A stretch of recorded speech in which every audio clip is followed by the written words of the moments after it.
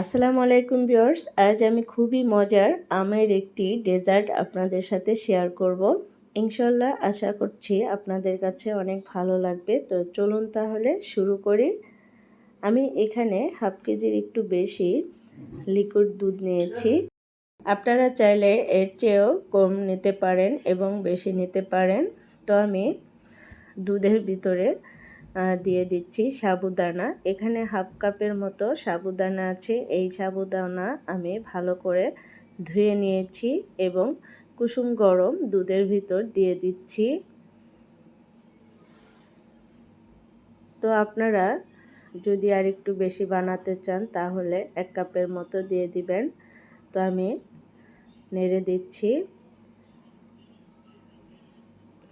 বলক উঠে গেছে, দেখুন আস্তে আস্তে এই সাবুদানা সিদ্ধ হচ্ছে। তো যখন একদম পুরোপুরি সাবুদানা সিদ্ধ হয়ে যাবে তখন আমি দিয়ে দিলাম চিনি হাফ কাপের একটু বেশি। আপনারা মিষ্টি কম বেশি করে দিতে পারেন। তো আমি ভালো করে নেড়ে দিচ্ছি। নেড়ে নেড়ে আমি এই সাবুদানা জাল করে নিচ্ছি।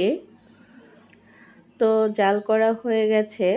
নামানোর আগ দিয়ে আমি দিয়ে দিচ্ছি কাস্টার্ড পাউডার। এখানে অল্প একটু পানি নিয়েছি, পানির ভিতরে আমি 1.5 চা চামচ কাস্টার্ড গুলে দিলাম। এই কাস্টার্ড দিলে আর একটু ঘন হয়ে যাবে। তো আমি অনবরত নেড়ে নেড়ে এই সাবুদানা জাল করে নিচ্ছি। যখন কিছুটা ঘন হবে তখন আমি নামিয়ে নেব।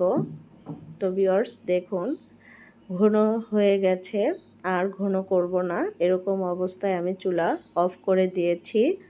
এখন আমি এই সাবুদানা পুরোপুরি ঠান্ডা করে নিব এবং ঠান্ডা করে তারপরে সার্ভ করে দেখিয়ে দিচ্ছি। আমি একটা বাটিতে ঢেলে দিচ্ছি। তো এরপরে আমি দিয়ে দিচ্ছি এইখানে 2টা আম কেটে নিয়েছি কিউব করে। তো এই আমের স্লাইসগুলো উপর দিয়ে দিয়ে দিব। আপনারা চাইলে আম এবং কলা আরও অন্য রকম ফ্রুটস দিতে পারেন। তো আম উপরে দিয়ে দিচ্ছি। এই ডেজার্টটি খেতে খুবই মজা, বাচ্চারা অনেক পছন্দ করবে ইনশাল্লাহ। আমার বেবিরা অনেক পছন্দ করেছে।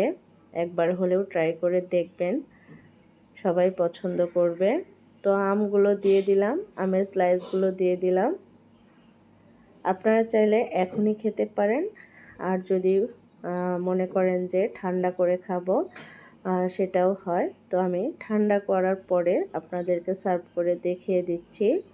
আমি ফ্রিজে রেখেছিলাম। আপনারা এরকম করতে পারেন যে শুধু সাবুদানাটা ফ্রিজে ঠান্ডা করার পরে আমটা দিবেন, যখন খাবেন সাথে সাথে দিয়ে খেতে পারেন। এরকমও করতে পারেন। তো আমি বাটিতে নিয়ে টেস্ট করে দেখছি কেমন হয়েছে। খুবই মজা, মাশাআল্লাহ। আমার বেবিরা অনেক পছন্দ করেছে।